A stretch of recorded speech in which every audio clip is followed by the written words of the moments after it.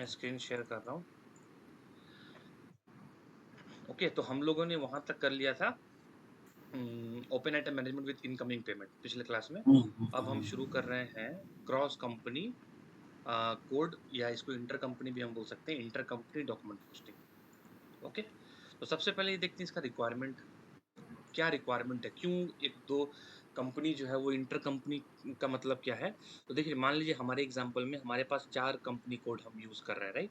एक company code Hyderabad में based है, एक मुंबई में, एक सिंगापुर में, और एक है यूएस में। फॉर एग्जांपल, हम चाहते हैं कि 2 कंपनी कोड के बीच में ट्रांजैक्शन करना, जैसे हैदराबाद और मुंबई का जो कंपनी कोड है उसके बीच में हम ट्रांजैक्शन करना चाहते हैं। तो उसको मैं चेंज कर देता हूँ। तो उस ये रिक्वायरमेंट ये है, मतलब मैं क्या बोलना चाह रहा हूँ कि मान लीजिए सैलरी बिलोंग करता है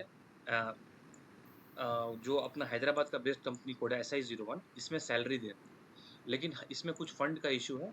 तो हमने ये बोला कि क्योंकि देखिए ultimately this is sine up group of company, जैसे टाटा ग्रुप ऑफ कंपनी, अब उसके नीचे ही तो है ना, TCS भी उसके नीचे में है, टाटा मोटर्स भी उसके नीचे में है, उसका जो ओनर है वो तो एक ही है, उसका जो ओनर है वो तो एक ही है। तो ठीक है। ये पॉसिबल हम ये है कि, लेकिन मैं ये नहीं बोल रहा हूँ कि इसमें कुछ हम ये फाइनेंशियल स्टेटमेंट में कुछ भी छेड़छाड़ नहीं करेंगे। SI01 अपना बनाएगा, टाटा मोटर्स अपना फाइनेंशियल स्टेटमेंट बनाता है, TCS अपना बनाता है, और दूसरा जो उसका कंपनी कोड वो अपना बनाता है, उसमें छेड़छाड़ नहीं है। लेकिन फॉर एग्जाम्पल अगर सैलरी जो है इसका, फॉर एग्जाम्पल सैलरी हैदराबाद के एम्प्लॉयज को सैलरी दे, हर महीने देता है अपने एम्प्लॉयज को सैलरी, लेकिन वो अब बोल रहा है कि एक काम करो, मैं सैलरी तो दूंगा, लेकिन एक काम करो कि मैं सैलरी मुंबई के कंपनी कोड से दिलवा देता हूँ सैलरी। ये सैलरी जो है, ये एक्सपेंस जो है, ये बिलोंग करता है हैदराबाद के कंपनी कोड को, लेकिन उसका जो पेमेंट करवा रहा हूँ मैं अपने मुंबई कंपनी तो कोड को। ये हो गया आपका inter company transactions, right? Yes, ये इंटर कंपनी हो गया।